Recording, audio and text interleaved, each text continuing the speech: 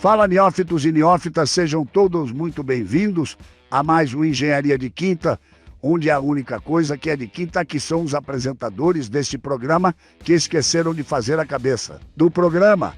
Por isso eu estou aqui, eles deixaram essa encrenca para mim. Hoje estaremos conversando com o professor Sérgio Botassi, um engenheiro pica das galáxias e que agora vai estar falando sobre gerenciamento de risco. O currículo dele é maior que a vergonha que o Brasil passou no 7-0. Bem, amigos, agradecemos aos patrocinadores, que são Madureira Facas, Entringer Fundações e Rusticano, que continuam acreditando nessa bagaça. Bem, amigos, curtam aí o episódio, não esqueça de deixar o seu joinha, se inscrever no canal e compartilhar esse conteúdo para que a gente possa desgambiarrar a engenharia. Haja coração!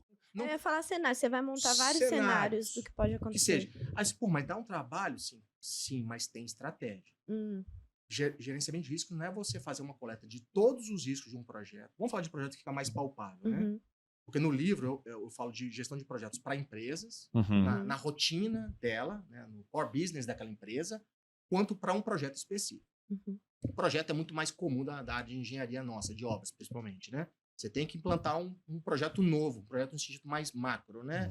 Que é como os americanos falam, design project, né? Design é um projeto de engenharia, de arquitetura. O project é o todo, entendeu? É a gestão de riscos, gestão de qualidade e por aí vai.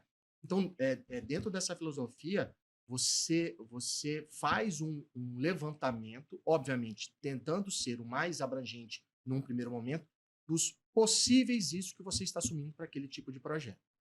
E quando você faz isso, o primeiro passo é, eu preciso tratar, ou melhor, gerenciar os riscos de forma equânime, de forma equilibrada? Não. Aí vem a inteligência. Curva ABC, técnicas onde que você vai fazer uma triagem daqueles que são importantes, que precisam ser tratados. A experiência mostra que 80%, talvez até mais, 90% dos riscos que você faz no levantamento de um grande projeto são riscos em que a principal ação que você toma, a gente chama de tratamento do risco, o principal tratamento é você monitorar. Porque, perceba, você tentar ser muito, mais ou menos assim, você tentar ser muito preventivo e controlar todos os riscos da sua vida, meu plano é minha vida, você acaba tendo um efeito colateral de você ser tão reservada que isso impacta nas entregas do próprio projeto. Sim. Entende? Por exemplo, eu começo a tomar medidas para evitar que haja um custo elevado na obra, mas com isso eu preciso criar mais pulmões de prazo. Vamos dizer assim, vou colocar um cronograma um pouco mais elástico para que, se aquele risco acontecer, ainda não impacte muito no cronograma, mas você acaba impactando no prazo final de qualquer forma, se você coloca isso dentro do seu planejamento. E o seu cliente não quer isso. Então, você precisa, em linhas gerais, fazer um levantamento macro desses riscos dentro do possível. E o que é legal da natureza do ser humano, principalmente quando ele é expert nas áreas de atuação, é que ele naturalmente tende a perceber quais são os riscos mais relevantes. Então, quando você começa a fazer, por exemplo, assim, vamos fazer os riscos mais relevantes de uma obra, assim, num brainstorm, e a gente começa a listar, o risco tal. Lógico, tem técnica para você fazer esse levantamento de forma mais assertiva, mas você faz um levantamento macro, e desse levantamento macro, depois você começa a criar ranking nele, pontuação.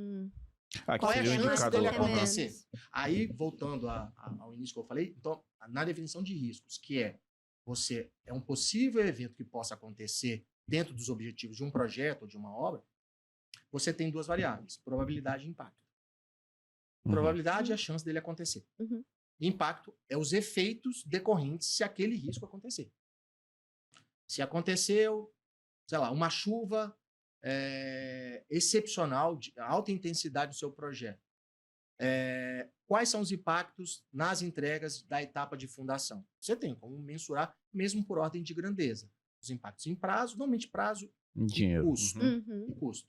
Qual é a chance desse evento acontecer? Uma chuva torrencial, você tem os famosos tempos de recorrência, que você tem uma ordem de grandeza de probabilidade. Você pega um histórico ali de chuvas anteriores. INMET, órgãos. Por exemplo, aqui no Espírito Santo de dezembro, a gente sabe que sempre chove Você muito. tem já uma base histórica, mesmo que aproximada, ou talvez com um nível de precisão um pouco maior, de ter uma ordem de grandeza dessa probabilidade, multiplica com o impacto financeiro e ou prazo que você queira avaliar, Então, você tem uma ideia de magnitude, da relevância dele. Tá, ao fazer isso para os principais riscos, então começa você a fazer uma triagem. Ó, ele entra nessa caixa aqui de risco, que é uma chamada... são os quadrantes de risco que a gente fala. Fiz isso, o que eu vou me deparar? Graças a Deus. Ou, sei lá, assim, do ponto de vista do trabalho de gestão de riscos. Você começa a focar mais nos riscos mais relevantes, que merecem mais a atenção de fato. E a grande maioria, que seja por baixa probabilidade, talvez até ter um impacto financeiro alto, mas a chance dele acontecer é tão baixa que ele equaliza, ele minimiza, como um cálculo ponderado, ponderado. Então ele acaba sendo pequeno, ele acaba caindo num quadrante relativamente pequeno. E aqueles que são mais relevantes, que têm peso maior de probabilidade e impacto, esses eu vou ficar mais atento. No caso, seria essa matriz, ou não sei o que, seria como se fosse... seria como se fosse uma rede neural. Tipo assim, se eu poder esse risco aqui, o curso normal vai para cá. Aí teve esse landmark, ou sei lá, aconteceu, ele vai para lá. Sim, essa técnica chama árvore de decisão. Porra, inventei uma, nem sabia. Inventou um negócio, você tá igual o Nino do Castelo Rá-Tim-Bum. Inventou um negócio que já existe. Sim. Agora, sim, o problema de gestão de riscos é que quando você começa a falar, aparentemente, parece ter um nível de complexidade elevado, a gente fala assim, olha, não adianta você querer implantar algo extremamente complexo numa empresa ou num projeto que não tem essa cultura. Eu sempre bato na maturidade, né? A maturidade de gestão, vamos colocar assim, de uma forma mais ampla. Então, eu prefiro sempre ser o pé no chão de sugerir implantação de gestão de risco de uma forma relativamente mais simples, principalmente nessa parte matemática da coisa. Porque dessa forma ela fica mais tangível, mais acessível e você está fazendo algo antes de não fazer nada. Entende? Ajuda muito. E o advento hoje do cenário que a gente vive para obras de gestão de riscos, ele está extremamente propenso para implantar gestão de risco. Por quê? Com a nova lei, entre aspas, de lei de licitações. Sim. A 14.133. Vai exigir isso. Aonde, para determinadas situações, ela obriga a você ter a tal matriz de risco. Muito embora há uma certa deturpação conceitual do que eles chamam de matriz de risco, mas eu digo assim, mas já é um grande passo, porque agora ela obriga, pelo menos as obras públicas, a considerar a matriz de risco, que no conceito deles é o que a gente chama de matriz de responsabilidade. Tá. O que é matriz de responsabilidade? Riscos técnicos. Riscos técnicos de um projeto contratação integral. É aquele que a empresa assume o escopo praticamente... É o turnkey que a gente fala, né? Ele assume desde o desenvolvimento do projeto a entrega final da obra. Da edificação pronta, funcionando. E nesse tipo de situação, os riscos técnicos, normalmente, o contratado, que é a empresa que vai desenvolver os projetos e construir a obra, ele assume esses riscos. Então, ó, nessa matriz de responsabilidade, ou matriz de risco, como a definir a 1433, ela já associa esse tipo de risco ao contratado. Então, o contratado, se tiver discernimento de participar de uma licitação, se for um caso de uma licitação, nesse caso, o que ele faz? Ele vai tentar incorporar, obviamente, o seu planejamento, o seu custo, o seu tempo. Já considerando isso. Claro. Aí começa as polêmicas. Mas já? Pois é. A polêmica é o quanto que isso custa. Sim. Depende. E ele traz isso para o valor da... Pois é, aí o contratante, o contratado apresenta aquela proposta assumindo aqueles riscos, mas o que a gente sabe com obra pública, se você não coloca um mínimo de parâmetros para delinear as ofertas, você nem o negócio o cara vai especular. Ou então ele vai colocar um preço exorbitante, que no final das contas o contratante, um órgão público, se for o caso... Que pode ser ele enfiando... riscos que não... Claro. É porque você não tem um parâmetro do que seriam esses riscos, cada um vai pensar de um jeito, vira um paradoxo. E assim, exato, vira um paradoxo, perfeito. Então, Lia, o que se percebe então que gestão de riscos, com a lei de licitações, enveredando para essa área de obras públicas, ele é sensacional, mas eu falo tranquilamente que a iniciativa pública, nesse caso, ela não tem nível de maturidade para entender os impactos efetivos disso no custo, né, e na entrega da obra como um todo, entende? Mas é uma forma que já mostra que a gente já é compulsório, né? Você tem que ter a matriz de risco. Você falando desse... Uma hora, talvez todo mundo se adeque ali para ter um pensamento... assim, você pode até se adequar numa matriz de responsabilidades, mas você tentar mensurar isso dentro desses conceitos acaba sendo um pouco mais desafiador. E isso é uma quebra de paradigma, entende? Você falando isso, me atentei a uma coisa. Tem uma tentativa de se trazer para o meio público aquelas questões de resoluções de conflitos em câmaras arbitrais. E esse conceito em implementação aí, eu acho que é o primordial de como maturar para implementar, porque muitas coisas nas câmaras arbitrais depende em obras de infraestrutura, depende da instituição daquele dispute boards, onde existem os profissionais que, através da matriz de risco, verifica onde vai dar merda, para você poder mensurar. Então, acho que... E fica materializado, isso fica assinado em contrato, entende? Então, é o primeiro passo onde você... Poxa, eu preciso explicitar os riscos do meu projeto. Essa é a tônica principal. Obras de infra, como a gente estava comentando agora há pouco, elas são quase que inevitáveis, né? Mas no sentido que realmente precisam ter esse estudo de gestão de risco, porque realmente os efeitos no custo daquele grande projeto, uma rodovia, uma ponte, etc. e tal, eles são muito relevantes. Então, eles precisam ser considerados de fato, a tal ponto que a gestão de risco ela é tão estratégica, nesse caso desses grandes projetos, a ponto de ele alterar o que a gente chama de um risco alto, por exemplo. Eles têm alta probabilidade e alto impacto na entrega daquele projeto. Qual é a estratégia que normalmente um gestor, quando se depara com esse levantamento, faz? A gente precisa, como uma das estratégias, é o que a gente chama de tentar evitar o risco.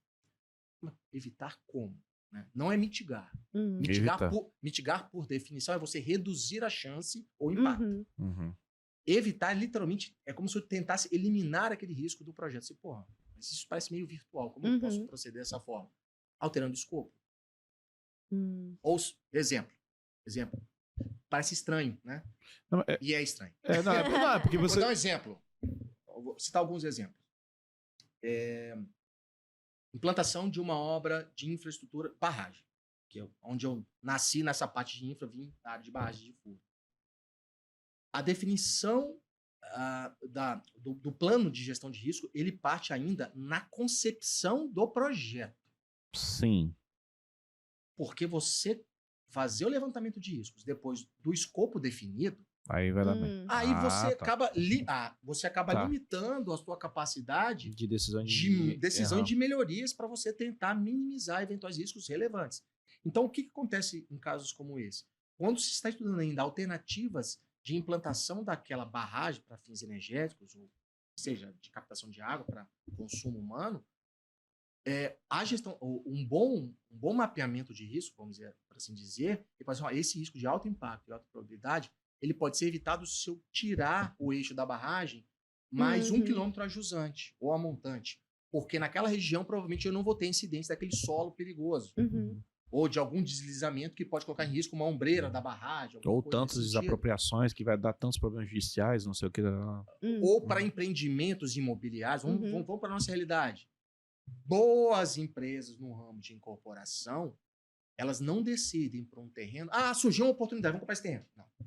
Boa empresa.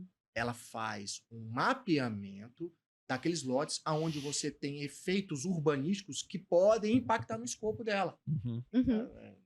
Coeficiente de aproveitamento de terreno, ou uma região onde você tem riscos de litígio muito grandes, porque os vizinhos são muito exigentes.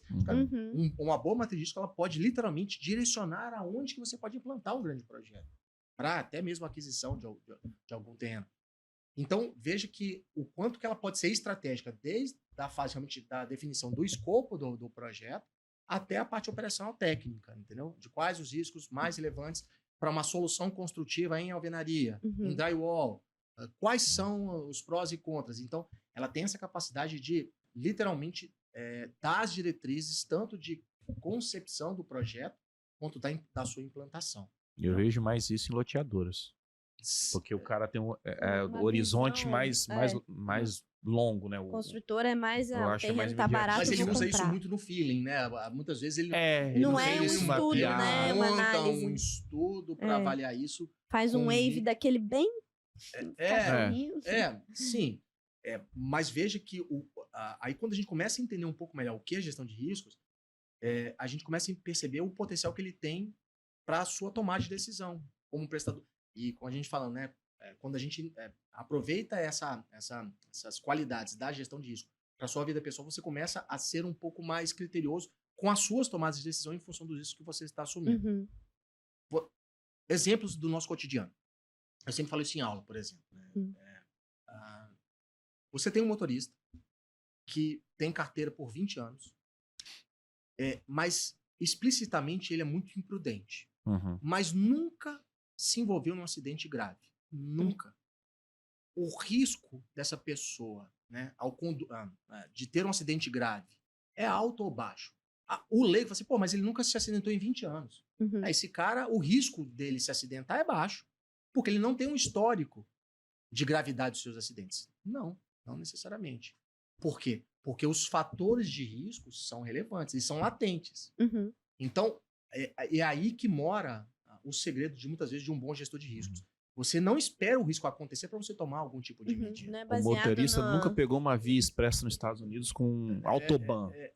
Exato. Aí Exato. Aí o que você nunca dirigiu na neve. O que você precisa ter nesse caso, o que a gente chama qual é o gatilho que eu percebo que seja importante para tomar algum tipo de medida antes que aquele risco relevante aconteça. Lógico, aí vem aquele famoso conceito popular de que antes vale prevenir do que remediar. Né? Então, quanto mais precoce você toma alguma medida de contenção, que a gente fala, né? Você evita problemas maiores futuros. Né? Aí vem o conceito de contingência e contenção para você exatamente tentar evitar esse tipo de problema. Vai um questionário para vocês aqui, já que vocês estão aprendendo o assunto junto comigo. Qual é a diferença entre plano de contenção e contingência?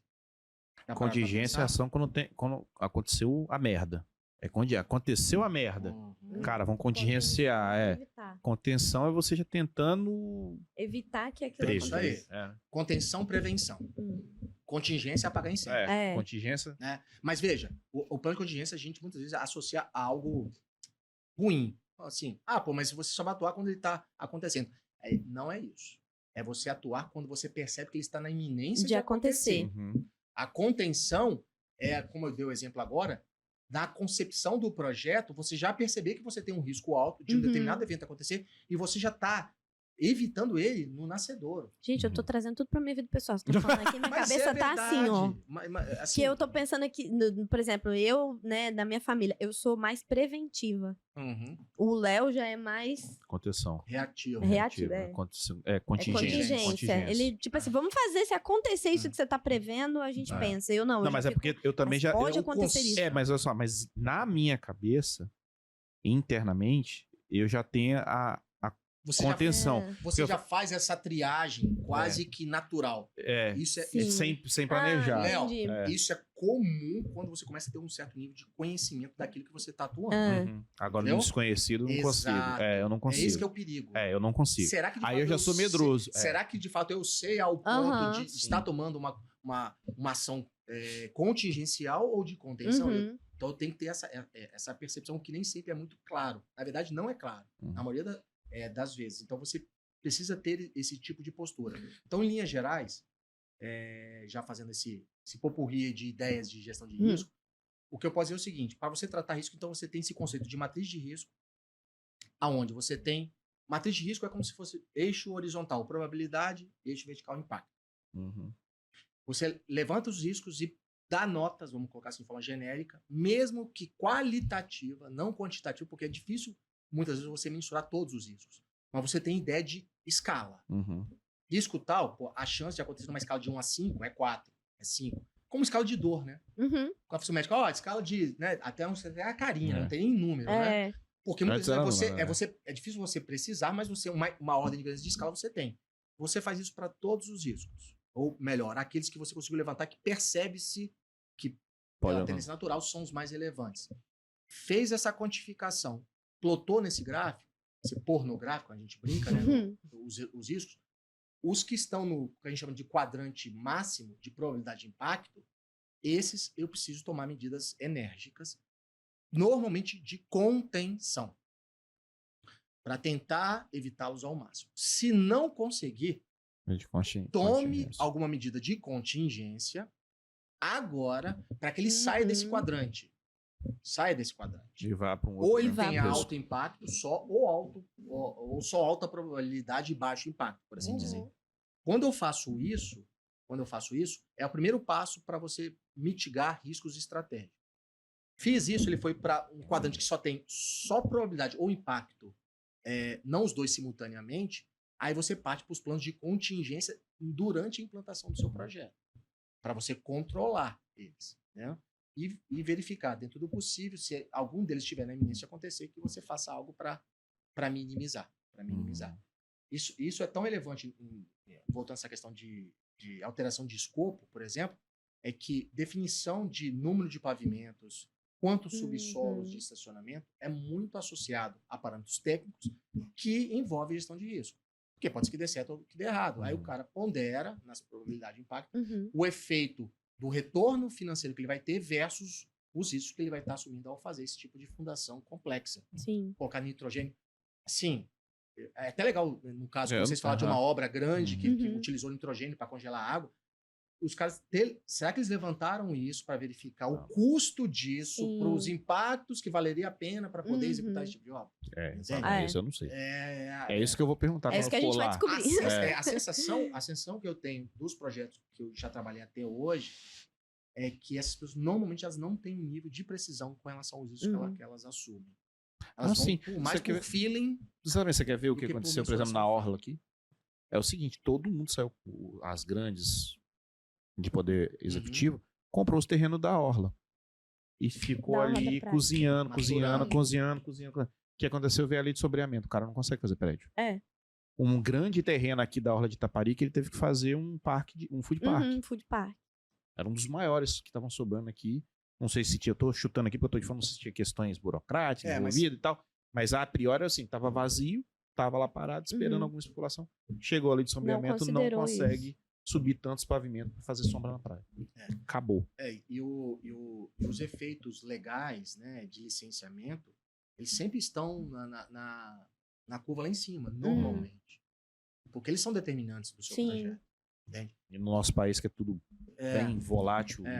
Uma hora pode, outra não pode. Um exemplo clássico dessa questão de legislação é associado, por exemplo, quando pelo nosso código não, sempre esqueço o nome, Estatuto das Cidades, que define uma periodicidade do plano diretor, que é de 10 anos, utópico, mas enfim, em grandes cidades, que era para dar bom exemplo, normalmente respeita esse prazo, mas quando você está na iminência de um novo plano diretor que redefine a estratégia, ou que normalmente você vê na área imobiliária, os caras lançaram os projetos um atrás do outro. Ou aprovar os projetos para que ele tenha ainda dentro do plano diretor vigente. Anterior. Que é uma forma intuitiva de você montar uma estratégia para você blindar aquele projeto de não ter uma alteração de escopo relevante. Então perceba que o conceito de risco ele está dentro do nosso métier pessoal e profissional natural. Agora, você disciplinar isso, materializar num plano de gestão, é outro patamar. Aí você começa a ter um nível de discernimento melhor, estratégico, e que traz resultados de fato. É fato. Ele não é talvez vai gerar, não, ele vai gerar resultado. Entende? E, enfim, isso traz muitos benefícios. Em linhas gerais, então, o plano de gestão de riscos, por exemplo, por uma obra, ele envolve o que a gente chama de 7 passos.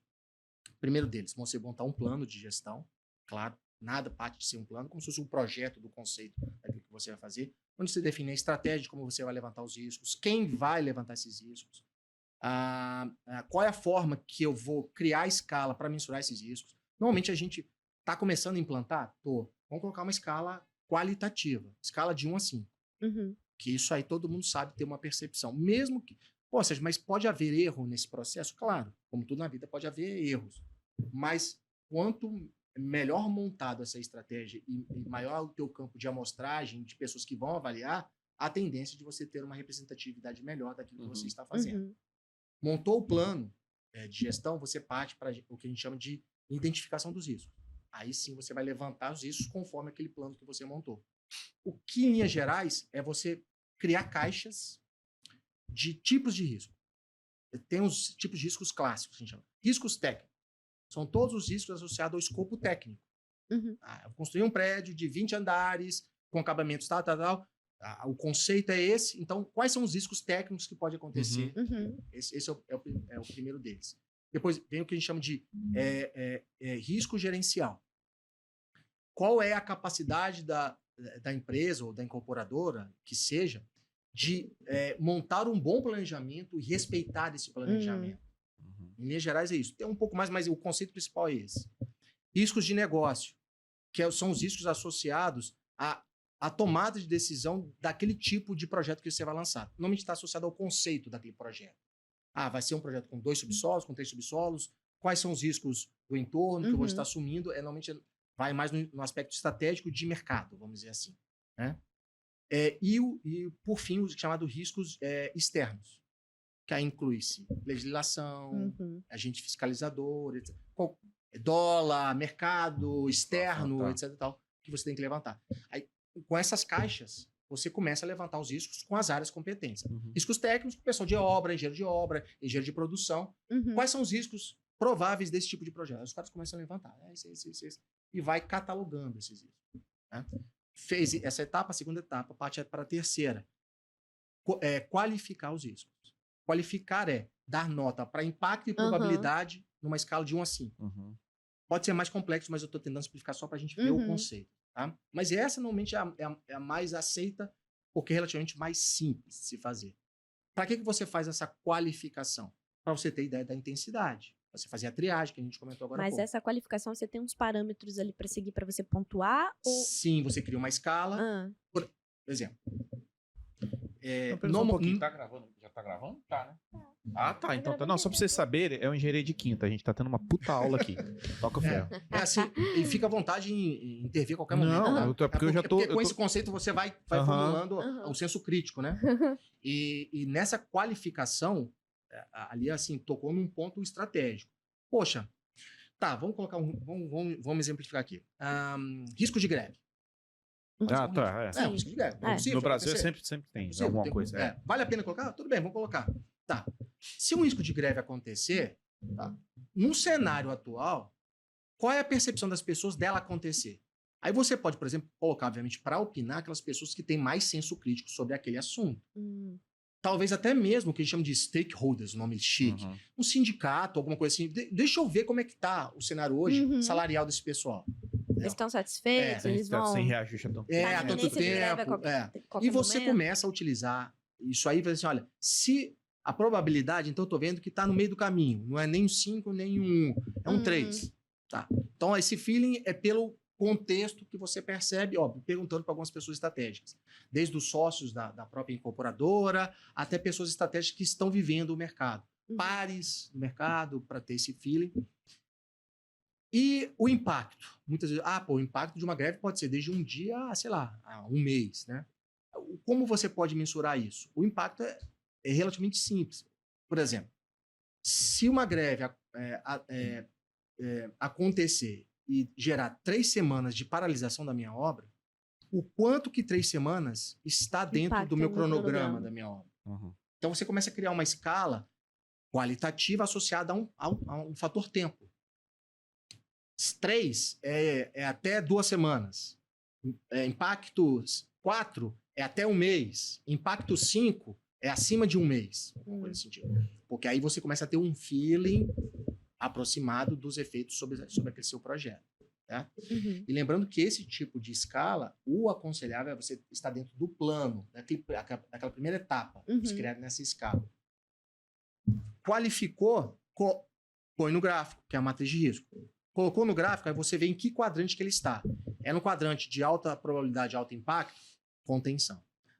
Aí você começa a adotar uma estratégia de triagem, que a gente fala. Fez a triagem, você parte a gente chama de análise quantitativa. A quantitativa é você começa a precificar de forma mais precisa os impactos, principalmente sobre efeito prazo e financeiro. Que é um... E aí que vem, ainda bem, né, a ciência ajuda nesse sentido, de pouquíssimos riscos que chegam nesse ponto de você ter que mensurar nesse nível. Porque a grande maioria, ela entra naquele ranking de futuras contingências se caso acontecer. E essas que valeram a pena você quantificar... Você já incorpora. Bingo. Entendi.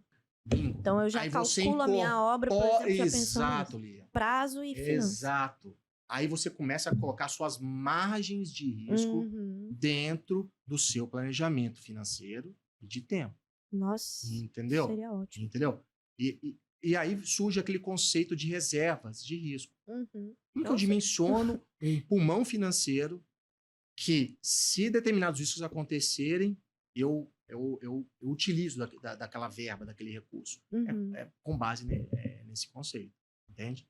Então, aí, seguindo a ordem lógica, eu quantifiquei.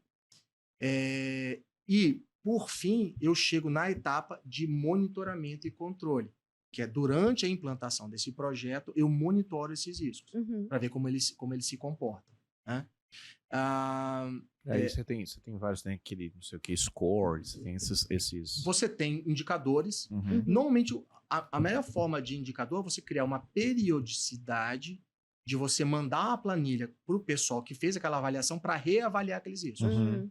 De tempos em tempos. Ali. Porque, normalmente, o que acontece nessa situação? Durante a implantação de um projeto, você está com o seu plano de gestão de riscos, já fez a contenção daqueles que valiam a pena, exatamente para minimizar aqueles efeitos, e só antes que não perca o raciocínio, o plano de contenção para os riscos altos, não necessariamente você vai aplicar a contenção em todos. Nem sempre vale a pena.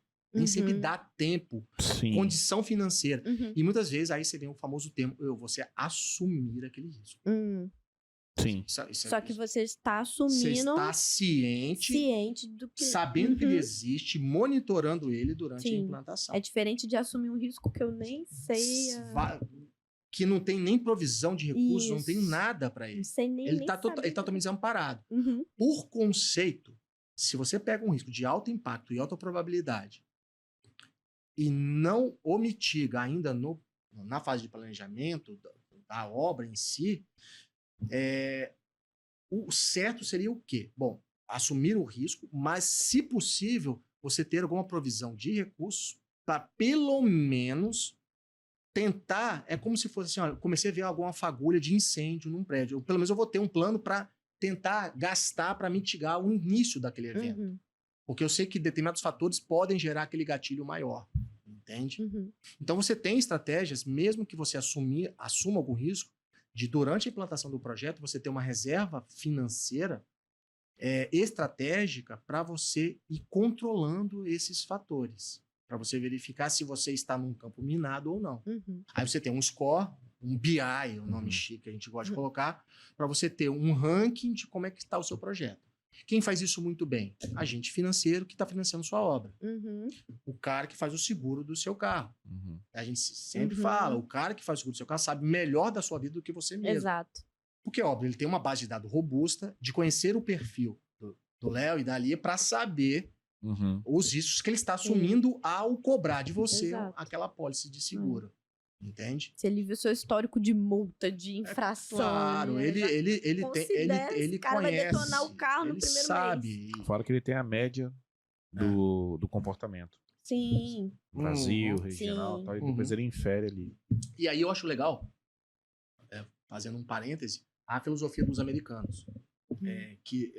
Assim, eu sou muito crítico em alguns perfis dele, mas eles têm um perfil sensacional, que a filosofia de gestão de risco que eles lidam para a vida pessoal deles ajuda muito a eles terem um comportamento mais preventivo compulsório, porque tudo lá precisa de seguro.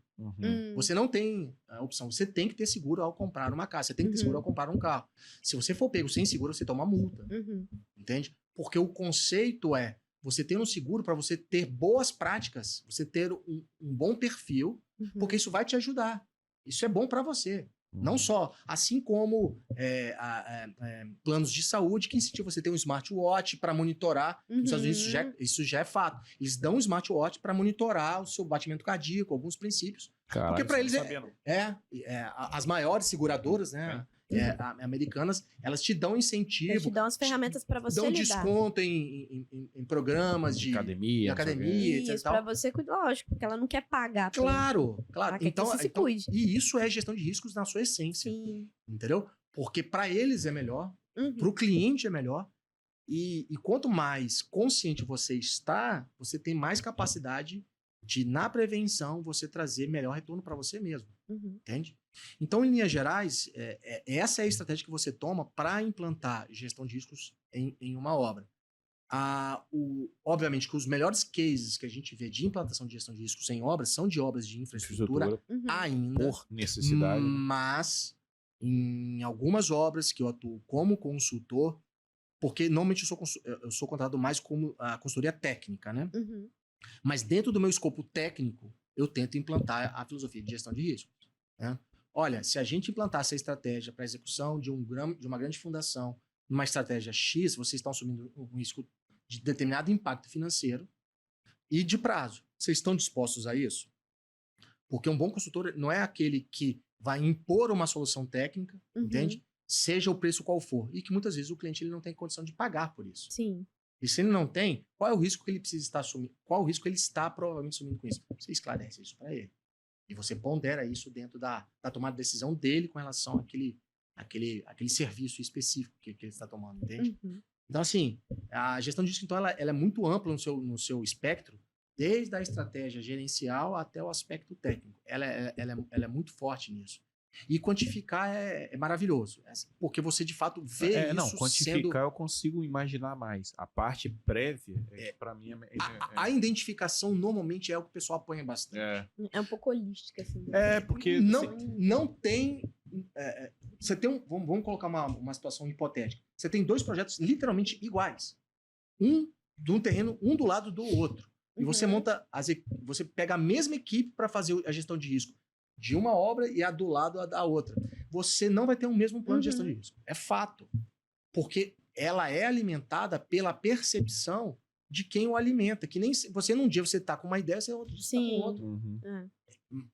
Mas a engenharia não é uma matriz pronta. Não é uma matriz pronta. Tinha até essa perguntinha aqui. Tinha. Eu botei aqui. A gente até esqueceu as perguntas já. Pois é. Ele tem uma formulazinha? Não tem. E principalmente, você ter uma estratégia de você ter a percepção no projeto que você vai implantar, qual é a capacidade daquele projeto de conseguir implantar aquele nível de gestão de risco. Porque os caras muitas vezes não dão conta de montar o planejamento da obra básica. Já para fazer a obra funcionar, quem dirá? Eu tô pensando nisso daí no pós-inspeção predial, nos planos de manutenção. Sim. Olha, como é que seria isso? Assim, Léo, você tocou num ponto legal. Engenharia de manutenção. Vocês já tiveram alguma Não, ainda não. Cara, Sérgio falou sobre isso. Sérgio falou, engenharia de manutenção é gestão de riscos a mais pura e sensacional. Porque você, literalmente, você monitora quando deve ser feito os planos de manutenção. É o famoso conceito. Se você faz muitas manutenções frequentes em determinados equipamentos estratégicos da sua obra, você está interferindo no prazo. Mas se você começa a espaçar muito os prazos de manutenção, você está assumindo o risco de haver uma quebra e talvez um efeito ainda mais danoso sobre o cronograma. Qual é o ponto ótimo da tomada de decisão? Entendeu? Então aí você precisa ter a capacidade de perceber a chance daquele equipamento quebrar. Aí sim vem o feeling técnico das pessoas especializadas para poder te dar esse subsídio, dessa capacidade de mensuração, né, dos efeitos do risco. A engenharia de manutenção ela está muito associada a isso. E a gente comentou aqui sobre planejamento. Normalmente, nas aulas que eu dou de gestão de riscos, o primeiro ponto, a frase de impacto, eu começo a falar o seguinte: planejamento não é determinístico, mas a gente trata o planejamento de uma obra como determinístico. Determinístico é, olha, o prazo deu 2 anos e meio. 2 anos e meio é uma estimativa, é um indicador. Com qual margem a gente vai trabalhar aí nesse planejamento? Aí você tem que incorporar essas reservas que a gente comentou. daqueles que podem impactar dentro daquele cronograma e os efeitos que vão reverberar ao final da entrega daquele projeto. Porque aí você começa a ter um planejamento mais realista e, ao mesmo tempo, você se planeja para aquelas eventualidades. Sim. Entende? A gente está falando de reserva, me veio aqui um caso interessante. Uma vez um rapaz de uma obra em que montaram de forma não dimensionada, mas eles montaram uma reserva financeira, porque eles percebiam por feeling de que poderia dar alguns problemas técnicos naquela obra em função das soluções que estavam sendo implantadas. E ele criou aquela reserva técnica e, ao passar para a diretoria, eles aprovaram com ressalvas. E a principal ressalva é, se a gente está incorporando esse custo na obra, tá, como eu vou gerenciar ele em termos de gerir essa reserva financeira? Porque há um conceito em que, quando você pega um valor financeiro e você incorpora na unidade de custo, normalmente é o termo que eles utilizam na gestão financeira daquele projeto, ela incorporou no custo da obra. Entendi. Não. Na cabeça dos caras, sim. Não deve ser interpretado assim. Por quê? Porque a reserva técnica, quando você dimensiona, você já sabe quais são os riscos ao qual ela foi direcionada. Em outras palavras, se são riscos técnicos, foi nesse caso que comentei com vocês, e o risco técnico esteja associado à fundação, e a fundação acabou, qual a finalidade de eu ter aquela reserva? Aí você vai tirando o saldo daquela reserva técnica e vai voltando para o custo do financiador, normalmente dos incorporadores, porque, graças a Deus, não aconteceu. Não precisou. Então, isso aí é porque eles estão na cabeça dele que esse custo é apropriado na linha base de custo. Cancelar um negócio aqui rapidão. E não funciona com essa filosofia, entende? Ao menos não deveria ser assim. Mas, em vias de regra, a gente vê muitas pessoas utilizando essa estratégia. E aí falam que gestão de risco onera. Na verdade, ela não onera. Ela é preventiva e precisa ser tratada de forma pensada, direcionada. Vocês já tiveram alguma entrevista aqui com da área de pavimentação, por exemplo, de rodovias? Cara, tentamos várias vezes, né? Não, é mesmo? Não, ainda não. Cara. Pois é porque tem um colega nosso, o Fábio, ele entende de tudo, o professor Fábio Zorzal. Ele entende tudo e a gente não quer explorar ele, porque senão a gente traz ele pra tudo. A gente tenta chamar os caras. Porque na área rodoviária, principalmente na área rodoviária, o DENIT, ele disciplinou muito bem o que chama de uma taxa de risco incorporada ao BDI. Um percentual incorporado ao BDI. Você vai compor, né? Tem na hora que vai compor o BDI, tem lá, risco. Taxa de risco. Sim. A pergunta que não quer calar é, que risco que tá ali? Vai aqui até uma polêmica, provavelmente algum especialista na parte de orçamento de obras de infra. Eu vou tentar ver para vocês uma professora sensacional, ela é de São Paulo, que trata com orçamentação de obras em geral, e tem um feeling técnico muito grande nessa parte de incorporar riscos técnicos no orçamento a partir do BDI. Porque isso é muito polêmico. Porque, veja, quando você não deixa claro quais riscos estão associados àquele 0,5%, vou chutar aqui, em que momento um evento acontecendo que não estava dentro da linha base de custos daquela obra vai entrar num tema aditivo ou a empresa contratada vai assumir aquele risco. E aí? Entendeu? Então, quando você explicita na gestão de riscos quais são os riscos que estão dentro daquela margem que precisa ser assumida pelo contratado, entendeu? Aí a coisa muda de configuração. Talvez essa seja um dos motivos de que gestão de risco incomoda. No sentido que você precisa explicitar os problemas, quem são os responsáveis para evitar, porque é muito comum a gente ver termo aditivo em obras públicas, para vertente pública, de algo que a princípio deveria estar sendo assumido pelo contratado. Sim. Pelo contratado.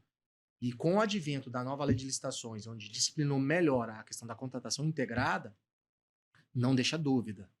Riscos técnicos, pelo fato do contratado é ele que desenvolve o projeto, ou melhor, alguém que faz para ele, mas ele sendo o responsável, ele assume integralmente as responsabilidades sobre os riscos técnicos.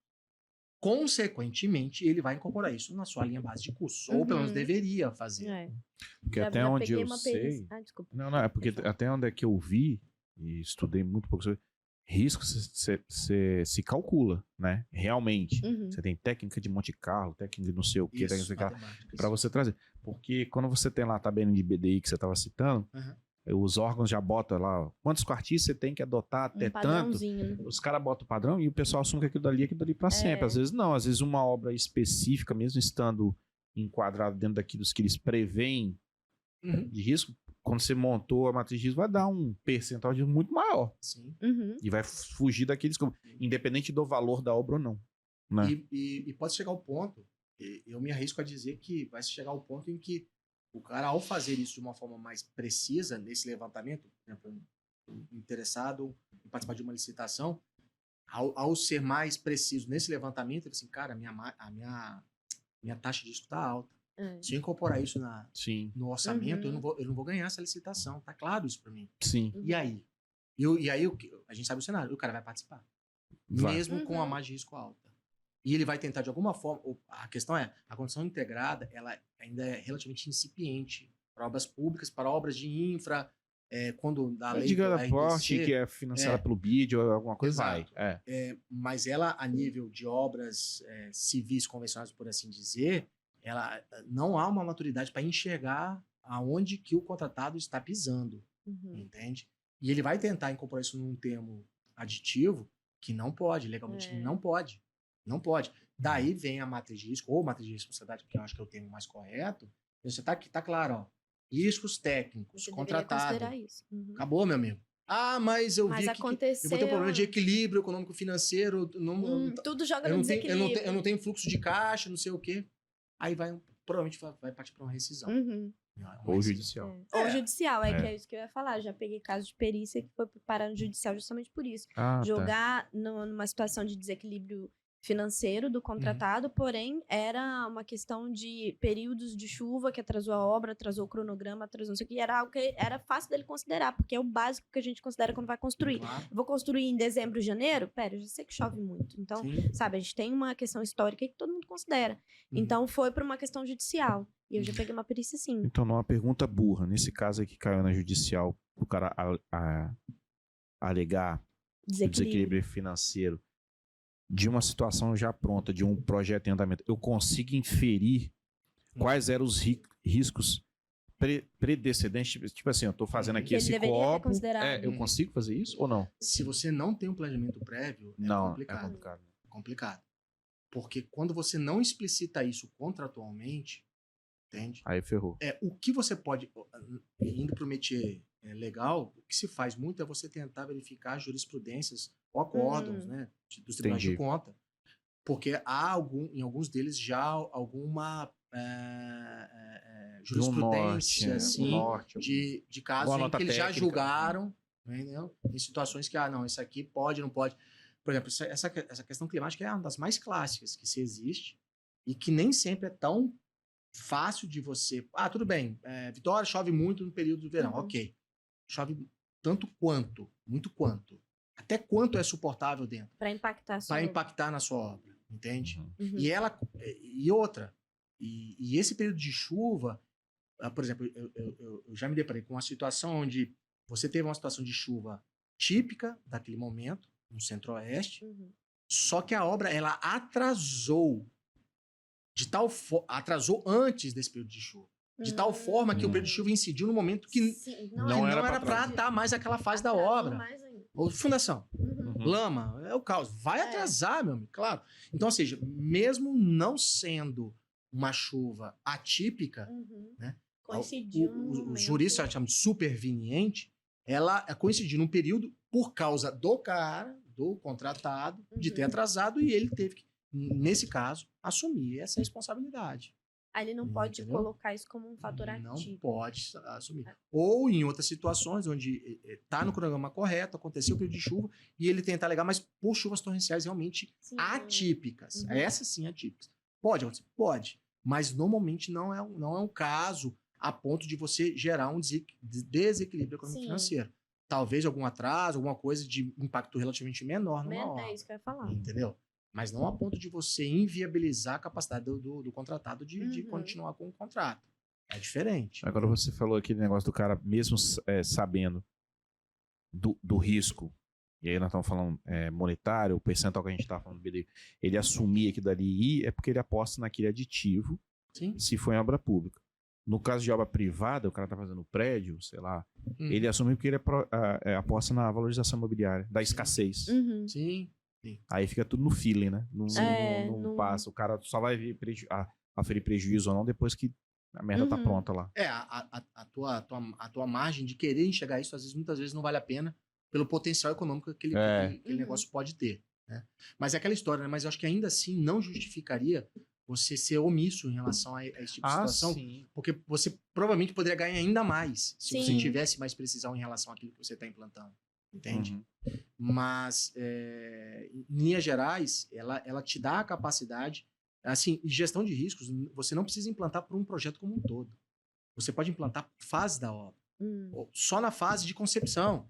Eu quero conceber quantos pavimentos, quantos subsolos, os riscos que eu estou assumindo com o entorno. Se você só está atuando, entre aspas, só nessa etapa, já é suficiente para você já dar um grande passo para você estar mitigando problemas sérios. Entende? Ou em outras etapas em que a empresa ela se sente mais confortável em querer avançar. O que eu sempre faço quando eu estava nessa área de obras de infra, obviamente, eu era convocado para fazer esse tipo de estudo, e eu fazia isso, assim, com um nível de zelo e de amplitude maior, claro. Mas quando eu fui para a área, né, como autônomo consultor, o que eu vi como oportunidade, quando eu percebi que o mercado ainda não tem essa capacidade de fazer um planejamento robusto como esse, é de pelo menos dentro do escopo daquilo que eu faço, já incorporar a filosofia da gestão de risco. No nosso caso, que é o que a gente trabalha, seria o pós-obra. Sim. Porque a gente atua em inspeção, perícias, em coisas que já estão acontecendo a merda. Prontas, a empresa que entrega o prédio, ele pode fazer um planejamento de riscos nesse daí, porque o pós-obra, depois que você entregar, é que o morador lá dentro vai começar a reclamar, vai querer inferir se aquilo dali foi manutenção ou se aquilo dali foi vício oculto. Então a gente já consegue fazer esse planejamento lá no... E o que é legal da engenharia pós-obra é que normalmente você tem uma base de dados rica. Sim, a empresa já tem. Sim, você é obrigado a ter. Só ir na assistência técnica, ela diz o histórico. Você consulta aqui. Tudo que já deu errado, é riquíssimo. Deu problema. E é uma outra tônica que eu bato muito nas aulas que eu dou, é que normalmente nós temos base de dados que muitas vezes a gente negligencia, que pode ser bem aproveitado, principalmente daquilo que deu errado. Sim. Entendeu? Isso daí o cara tem que ter. Eu lembro de uma empresa que eu não vou citar nome, mas eu não sei se ela fazia gestão de riscos ou o que for, mas ela tinha essa curadoria durante o tal 5 anos em que eu sou o responsável pelo prédio.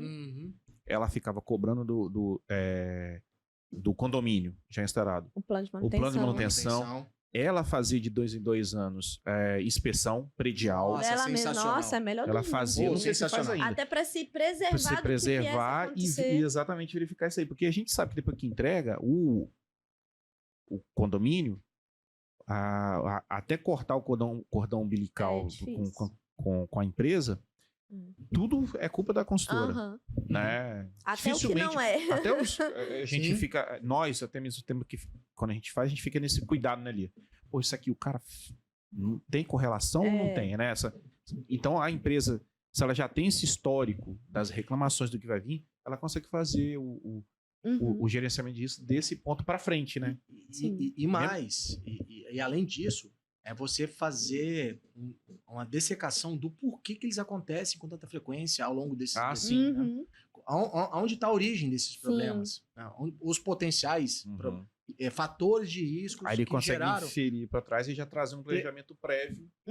Que é aí que é você utilizar a base de dados de forma inteligente, para você aí sim, olha, quais são os riscos mais recorrentes de problema na entrega de uma obra? Cara, não é muito difícil. A gente, até pelo bom senso, a gente já sabe quais são os mais clássicos, entende? No plano de manutenção já aponta. Infiltração, tal. Exato. E até o fato dele mandar uma assistência lá, a cada 2 anos eu vou fazer minha própria vistoria para ver, porque eu tenho esses prazos aqui para tomar conta, para poder informar o condomínio, olha, você não fez isso, você não fez aquilo. E ele já antevê ali problemas, até judiciais, né? Porque senão esse desgaste fica muito grande. Sem dúvida. Fachada, entendeu? Assim, fachada é clássico. Fachada é sim, clássico. Fachada é tão clássico, eu diria desesperador, que é comum de você ver reparos em fachada durante a construção. Sim. O cara tá executando a fachada e já reparando a fachada. Eu tenho um. Não, é sério, eu morava no prédio, que eu não vou falar onde. O anterior desse que eu tô. Prédio X. Na frente tava acontecendo uma obra. Cara, sem sacanagem, bicho. Subiram a alvenaria. O prédio já tava demorando. Subiram a alvenaria. Depois, não sei o que cargas d'água, desceram quebrando pra fazer algum reparo por fora. Não queriam nem descer com fachadeiro nem nada. Por fora. Descer com fachadeiro, mas pra ter acesso, porque o fundo era cego. E meu prédio... Beleza. Depois fecharam. Depois vieram, abriram de novo pra ter uma ventilação. Nossa. Juro pra você, cara. Aberração. Juro pra você. Meu Deus. Aí depois fizeram o reboco. Não sei por que cargas d'água abriram outra coisa pra resolver uma outra coisa do lado. Eu contei ali, sem sacanagem, umas 3 ou 4 aberturas do pano durante a obra. Porra, velho. Eu não sei o que tá acontecendo ali. Quer dizer, eu sei, na verdade, mas não vou falar. Mas, cara, e tá lá, o prédio tá hoje. E eu tenho certeza absoluta que vai dar problema. Se já não tá dando de abertura de trincas e fissuras, nessa abertura de fundo. Entre em contato.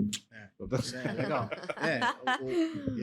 Uma analogia também nos trabalhos que eu faço da parte técnica é fazer muitos estudos para que aquela fase executiva dê certo. Sim. Por exemplo, parte de execução de grandes fundações, blocos de fundação. Você ter ferramentas para você testar alternativas, aquela que é mais viável para a execução. Mas não deixar de executar para então fazer algum tipo de trabalho de reparo ou de melhoria. Entende? Ou aquela velha clássica técnica que é comum da gente ver na área civil, numa obra vertical, de você ir ajustando as equipes de produção com o avançado dos pavimentos. Entendeu? É assim, e é clássico. É assim, eu me lembro de ter uma vez tentado orientar um aluno, na época da graduação que eu estava lecionando, de aonde você vê muito recorrente alguns indícios de patologia associados ao alteamento da obra. Principalmente a parte de fachadas, por exemplo. Entendeu? Sim. E é clássico você ver a fachada com mais problemas técnicos nos primeiros pavimentos por falha de execução. Entende? Assim, cara, olha que interessante isso. Isso mostra que o efeito aprendizado, em vez de ser preventivo, o cara foi executando isso na própria obra. Entende? E o quanto que você poderia evitar isso se você tivesse um pouco mais de ações preventivas para tentar evitar isso antes de ser executado e não durante a execução, entende? Enfim, a gestão de risco, ela traz, então, assim, 1000 possibilidades de análise da forma como a gente trabalha, entende? Mas eu acho que isso é legal. Deixa eu te fazer uma pergunta aqui. No caso, quem seria um head para isso? Para isso. Porque, assim, o planejamento do gerenciamento de risco envolve várias áreas. E quem vai ser o head dessa parada aí, então? Assim... Fiz uma pergunta... Não, o que acontece? Ela é pertinente, mas existe algumas metodologias que falam que a gente chama de maturidade em gestão de risco. E um dos indicadores de análise de maturidade de risco é o grau de disseminação da capacidade das equipes em autogerir os riscos. O que significa dizer? O que significa dizer? Quanto mais você centraliza algo, pior é. Fato. Desde o princípio de você tentar assumir o escopo de uma consultoria sozinho e compartilhar ela, porque você sabe que vai dar mais certo do que você sozinho, de um cara que ele acredita no risco, mas os outros 99% não acreditam. E são obrigados a seguir uma linha base que ele determina e que muitas vezes os demais não têm a capacidade de fazer, por muitas vezes, de fato, achar que aquilo só serve para burocratizar e que não vai trazer algum tipo de resultado. Então, assim, de forma objetiva o conceito mais inteligente de gestão de riscos é você delegar vários representantes dessas caixas de risco, como eu falei, para que sejam os representantes e deles atribuir outros responsáveis. Riscos da área de fundação, você tem um responsável. Riscos da área da superestrutura, outro. Risco da área de vedação, outro. Na área técnica, entendeu? Risco da área de planejamento, um específico da parte de planejamento de tempo, outro de custo, etc. Outro da qualidade. Porque, veja, a filosofia de gestão de riscos, ela está embutida em todos os planejamentos. Gestão da qualidade, gestão de segurança do trabalho e por aí vai. Né? O conceito de gestão de risco na área de segurança do trabalho, por exemplo, o cara não está usando um EPI de quem é responsável? De todos, claro.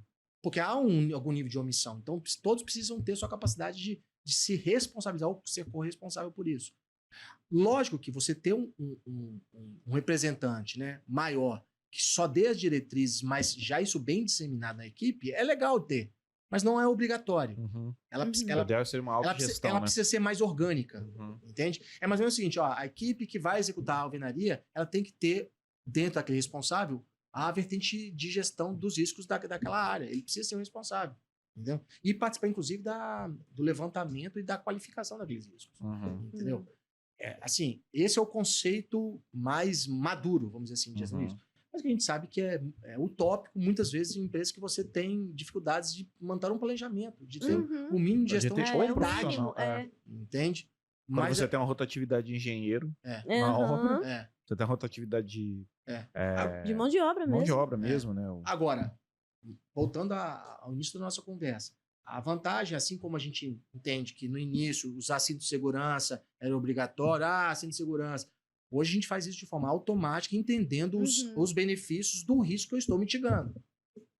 A partir do momento que você tem um mercado que começa a entender melhor os benefícios que traz, primeiro de forma compulsória, obrigatória, como no caso da lei de licitações nova, a 14.133, ela vem muitas vezes imposta, mas ao mesmo tempo a tendência é você começar a perceber o que de bom isso pode trazer para você.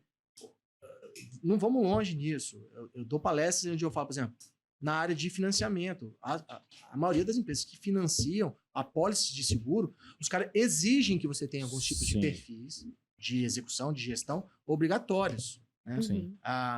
Até um tema polêmico que uma vez eu me envolvi, de uma seguradora, onde teve um problema técnico, onde foi acionado o seguro, a apólice de seguro, e ela não quis assumir a responsabilidade sobre os efeitos do dano daquele problema, sendo que estava dentro do escopo da apólice, porque ela alegou que já deveria ser avisado dos fatores de risco que já estavam na iminência dela acontecer. Ela falou assim, olha, já estava claro que ia acontecer, por que vocês não fizeram nada? Não me avisaram, pelo menos.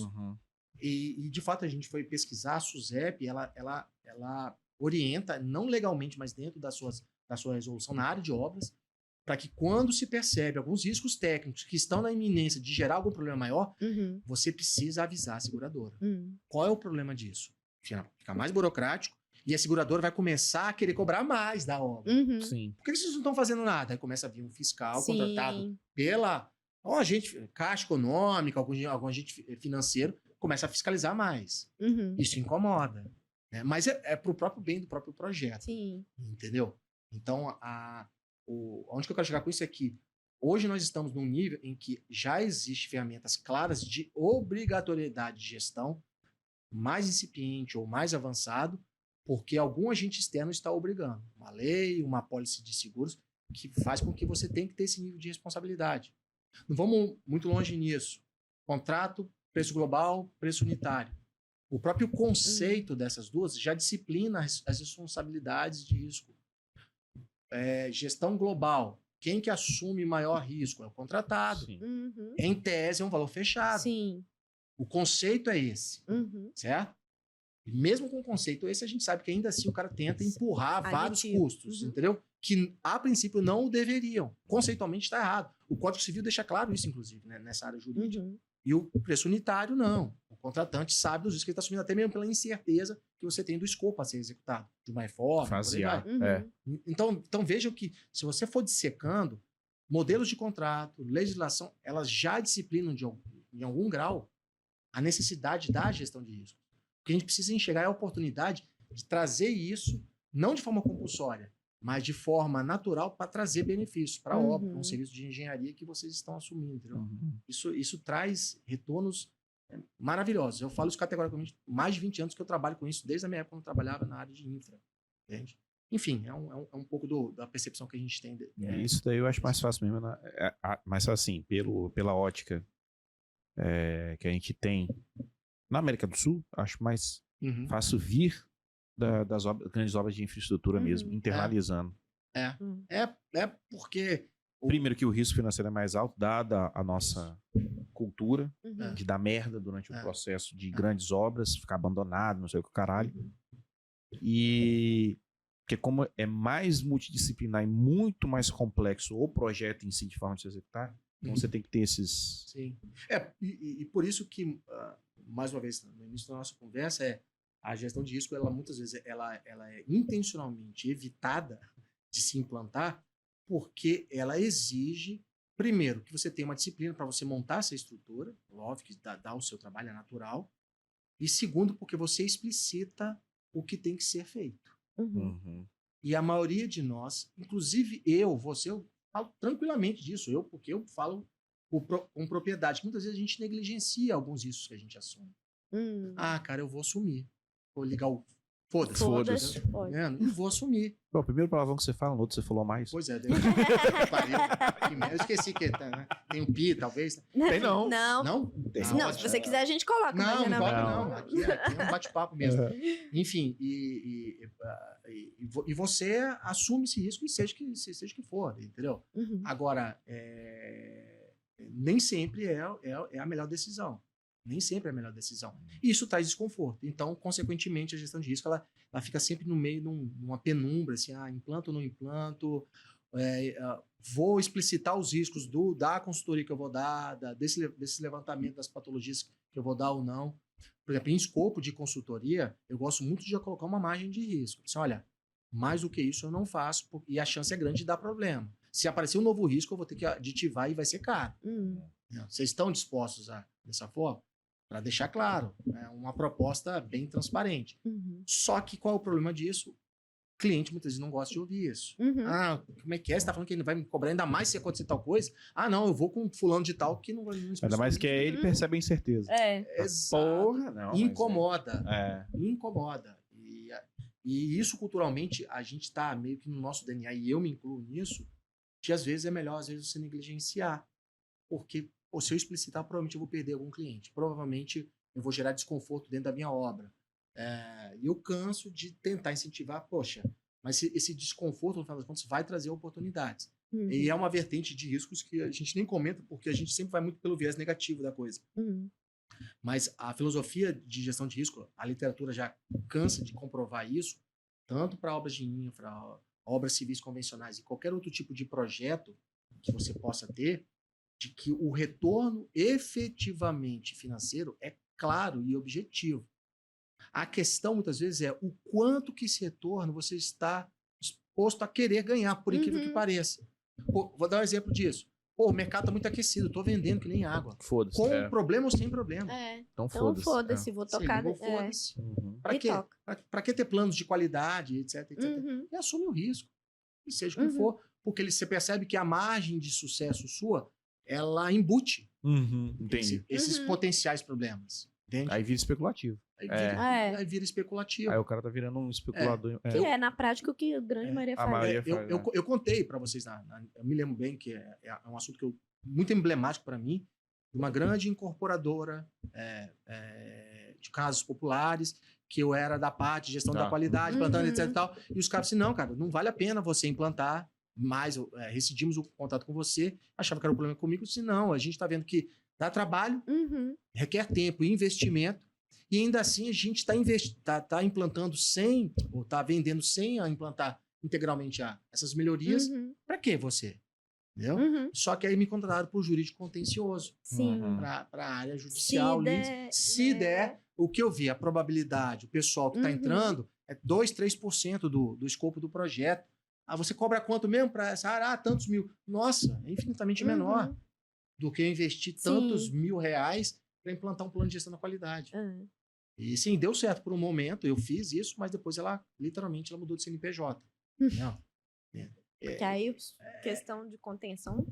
Ficou gigante. E eles não, ali foi contingenciamento. Ele assim, e esse eu sempre falava assim, eles estavam já nessa tomada de decisão? Não sei. Porque tem pessoas... Não, naquela visão lá pra eles não, né? Então, exato. A estratégia deles é assim, vamos aproveitar o momento do quanto for. Agora, vamos ganhar o quanto for. Carpe diem total. Carpe diem, e vamos depois mitigar o que tem que ser mitigado com os problemas jurídicos, que ainda assim fica muito melhor pra gente. Muda o CNPJ, muda o nome, muda o assento do nome da empresa e a vida que segue. Entendeu? Enfim, é uma questão de estratégia. Mas o que é legal é que se você materializa isso matematicamente ou num levantamento técnico, você ganha mais precisão de quanto vale você estar até para você tomar essa decisão. Eu vou ligar o foda-se ou não. Claro. Quanto vale a pena tomar essa decisão, entendeu? E assim, e acaba sendo exatamente nesse campo da hipótese, muitas vezes, o que, poxa, será que vale a pena? Os caras muitas vezes omitem. E a gente omite isso todo dia. Mas é legal discutir sobre isso. É isso. Caramba! A gente fez A gente nem fez chamada. Não, vamos fazer a cabeça aqui. Vamos fazer a chamada. Fala no off, engenharia de quinta. Cara, toda vez que você vem aqui, eu fico assim, caralho, bicho, vou tomar aula. Eu saio daqui com a cabeça assim. Tem uns 40 minutos que nem ficou gravado. Que a gente tava conversando antes e não tava gravando. Não, eu fico pensando, toda hora ele falando, eu fico pensando nisso, nas ações da área que a gente atua. Eu transformei tudo pra minha vida. Você foi falando aqui, eu fui... No meu, na minha vida, eu sou meio doido mesmo. Começo de ano, assim, pra mim é muito emblemático, porque eu fico pensando coisas do ano passado, meu banco de dados do ano passado, e quero fazer meu planejamento anual todinho. E eu fico louca com isso, assim. Então, quanto mais informação, mais ferramenta eu ganho pra fazer isso, eu já fico pensando, cara, vou chegar em casa, vou fazer uma matriz aqui de várias situações que aconteceram no ano passado e tal, do que eu tenho, do que eu já acho que vai acontecer, pra eu planejar, porque janeiro pra mim é o melhor. É meu aniversário, eu já penso no que eu tenho que estudar e de onde eu posso aplicar isso daí no Bruno. Na empresa. Eu falo, caralho, isso na empresa assim, também. Eu, pra mim, se fosse vocês, como vocês têm muitos cases, um banco de dados rico, é fazer uma compilação desses dados e tentar investigar as principais causas desses problemas que vocês vêm tratando ao longo de vários anos. Entendeu? Para vocês, eu sou um grande fã de ações preventivas, porque vocês vão muito no apagar de incêndio, no apagar do problema, que o problema é muito mais complexo, mais desafiador para vocês. Sim. Cada dia um caso novo, sempre te faz aprender, legal, tal coisa, mas, poxa, o quanto que vocês poderiam contribuir se você pegasse essa sua base de dados, assim, ó, cara, se você fizer isso na sua obra, vai dar errado, vai dar ruim. Teve agora. Eu falei com você, será que a gente vai conseguir dar a resposta que o cara quer? Num problema específico? Eu falei, cara, sei não, porque isso daí... Eu vou te falar, em casos que eu atuo nessa parte de engenharia diagnóstica, de patologias, uns 30% eu não sei dar a resposta, cara. Não sei. Eu também não. Tem que ter humildade. Assim, olha, a gente entrou num campo do desconhecido. Eu vou entrar no meu feeling, na minha capacidade de presumir. Mas eu não eu não consigo. Os equipamentos que eu tenho me capacitam a enxergar até um certo limite. Mais do que isso eu não consigo. Entendeu?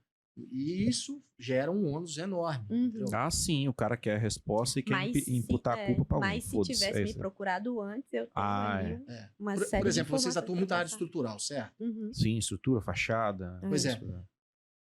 Você montar um compêndio de situações problemáticas e você chegar para um consultor e falar assim, cara, vocês viram que eu atuei para vocês nessa obra tal, vocês não querem me contratar nessa obra para a gente dar algumas orientações técnicas? Sim. Do que não fazer, ao menos, entendeu? Porque, na verdade, quando os caras também nos chamam... Já era. Já foi e o condomínio está implantado. Aí a gente está como inimigo da construtora. Entendi. Teoricamente, se a merda aconteceu por conta da construção. Aí o cara já olha pra gente, não, você me fudeu lá. Porra. Aí ele já não quer. É um sinuca de dois bicos, assim, né? Eu sou, assim, muito tento sempre ser razoável nessas situações, mas o fato deles não quererem te contratar tem um viés positivo, né? Que você está fazendo o que deveria ter sido feito. Certo? Sim. Só que com isso, uma empresa que tem a capacidade, não tem a capacidade de entender que você não fez nada contra ela. Você fez contra os problemas que ela causou ocasionalmente ela que gerou. Entendeu? Porque é para você tentar falar assim, olha, eu posso trazer benefícios no nascedouro, e não agora. Entendeu? Eu sei que é difícil, porque... Porra, é difícil pra caralho. Culturalmente é muito difícil. É complicado. A gente já tentou fazer algumas ações principalmente por causa de norma de desempenho, essas coisas, né? E falar, cara, vamos lá, a gente auxilia vocês até montar o databook que vocês vão precisar. No segundo relatório já fomos dispensados. O cara já foi... É mesmo? Porra, não vou fazer. Na hora. Na hora. Não, vou fazer, não concordo, mas principalmente porque assim, não, porque a gente chamou um cara aqui, a gente comprou esse material aqui, especialmente falar de hiperreabilização, que é de uma empresa top, e realmente é de uma empresa top. A gente falou, cara, mas se você não resolver isso aqui, você pode contratar o Papa da hiperreabilização aqui, vai dar merda. Tá bom. Nunca mais chamou. Pra tá lá. Entendi. Eu já sei. O problema é que a gente, se chamar a gente, não vai poder, porque aí tem o que um vai relatório acontecer com um condomínio implantado? O condomínio pode vir chamar a gente. A gente não vai poder atuar. Porque a gente atua até aquele ponto ali. Claro. E aí? Há um conflito de interesse. Lógico, tem relatório nosso lá, tem RT, tem o cara ali. Mas tem um relatório falando que tava errado. Exato. E acho que foi isso que pegou, né? Ele falou, não concordo, muda, não vamos mudar, é isso que tem que fazer. Pô, vocês foram lá pra colaborar e o cara... Mas foi uma colaboração, não fácil. Já foi na emergência, tá? E aliás, o cara já tinha chamado a gente porque a gente já tinha batido em outras questões... Sim. De confronto, né? Pô, então ele chamou a gente nessa... Pô, vou chamar os caras, porque eles vão falar onde é que pode atuar pra minimizar. Na primeira coisa durou de obra em andamento. Cara, se você não fizer isso... vai ser muito caro, vai intervir, vai atrapalhar a entrega. Falei, porra, mas vai dar merda depois. Mas vocês tiveram uma conversa com ele exatamente? Nós emitimos um relatório. Sim, além do relatório, tiveram essa conversa clara. Falamos. Tava lá no relatório. Falei, cara, ó, vai dar bosta. Mas a gente chamou isso aqui, vai... O produto é super... O tal do negócio do produto é super indicado. Tudo bem, mas... Se não resolver essa questão aqui, não vai dar certo. Difícil. O que eu tento sempre tratar com os clientes é, além da materialização do trabalho que você faz, é falar assim, cara, eu tô colocando isso aqui. Se você quer fazer algo diferente disso, o que eu faço normalmente é como se fosse um anexo ao relatório, dizendo assim, olha, por decisão do empreendedor, ele resolveu aplicar 70% das minhas orientações, os outros 30% ele resolveu assumir o risco. Informo que isso ainda não é adequado, mas ele está ciente e resolveu da mesma forma. Provavelmente chegaríamos nisso, mas nem chegamos. Nem chegamos. Entendi. Eu já cheguei em pontos como esse e o cliente entendeu. Eu falei, não, Sérgio, eu vou assumir. Se der merda, eu vou assumir. Tudo bem. Só que, óbvio, né? A maioria do tipo de cliente, realmente, ele não quer. Ele acha que você está pagando para você ser integral sobre aquilo. Não, ele está te pagando para você ser o escudo dele. Ele queria simplesmente assim, não muda seu relatório. Não vamos mudar o relatório. Não tem condição. Então, ou então não tem como você não falar sobre isso? Tem como você... Não tem como. Não, tem não. Omitir. Tem como omitir? Não, tem não. Primeiro que eu já vi. Se eu tivesse chegado aqui e não tivesse visto, tudo bem. Ia passar e... Provavelmente eu ia ficar batendo cabeça lá na frente. Quando chegasse uma ação judicial. Aí já usar o princípio ético, né? Exatamente. Aí a gente também... E era um contrato bom, tá? E que provavelmente, se fosse bem executado, ia dar uns desdobramentos muito bons. Porque tá lançando muita unidade. Faz parte. A vida que segue. Enfim, vamos almoçar? Vamos. Pra quê? Fizemos chamada, fizemos nada. Bicho, porque foi bom. Foi ótimo, foi maravilhoso. Daí depois se faz uns cortes aí. Daí vai fazer assim, vai fazer vários cortezinhos de chamada nossa, juntar tudo e falar que é a entrada. Um com cada roupa. E aí a gente lê o currículo da dobradinha da vez passada. A gente bota pra ler o currículo... Mas vocês estão fazendo dobradinha direta agora? Não. A gente bota o currículo... Bota o Galvão Bueno pra narrar o currículo. Nós temos aqui, pô, vai ficar massa. Meu Deus, ele já deu spoiler, Depois a gente discute sobre isso. Você corta essa parte aqui pra ninguém saber. É isso, gente, maravilhoso. Vamos. Sérgio, obrigado, viu? Mais uma vez. E vamos todo ano for passar férias aqui. Não, todo dia que você vier aqui fazer alguma coisa, você é obrigado a vir. Não, agora eu já vou fazer. Toda vez que você vir, você tem que avisar pra gente antes, pra gente já reservar o dia pra você vir aqui. Exato. Legal. Trazer case, trazer umas coisas. Exatamente, pô. Porque é sempre muito bom. Legal, eu que agradeço. E venho pra cá, assim, com maior boa vontade de bater papo. É isso aí. Vocês são diferenciados. Parabéns pra vocês. A gente não fez nenhuma pergunta Não, mas tava tudo aqui. Porque você já foi conversando... Não, mas se tá ler, tudo já tá tudo aqui, juro pra você. Não, mas o mais importante é a gente trocar esse tipo de experiência, porque vocês têm uma bagagem enorme, mas vocês fazem com que a gente se sinta importante em relação ao conteúdo. Não, mas pelo amor de Deus. Sendo que vocês têm uma bagagem muito grande para compartilhar. Eu acho que isso que é o diferencial de vocês, entende? Obrigado. Porque vocês entram no momento certo para colaborar com o bate-papo. Muito bom, obrigado mesmo. Top. Não, mas realmente no começo a gente falou que não sabia nada, a gente não sabia nada mesmo. Não, na verdade, vocês sabem e agora vocês percebem que sabem mais do que sempre assim. Isso, porque tá incutido. Exatamente. Isso. Só não tá, como a gente Porque eu diz, vejo nas outras formatado. entrevistas de vocês, é o mesmo perfil, né? De às vezes explorar um assunto que não é um métier do dia a dia de vocês, mas com um bom senso de vocês já de longa data, faz com que vocês... Mas isso aí é óbvio, né? Sim. E colabora dentro da experiência de vocês. Só não tá formatado com aquele nome. Mas Exato, exato. É por causa da formação, né? Exatamente. Sensacional, Obrigado. cara. Muito Show. doido. Obrigado, Fui. viu? Fui. Bom carnaval. Tchau.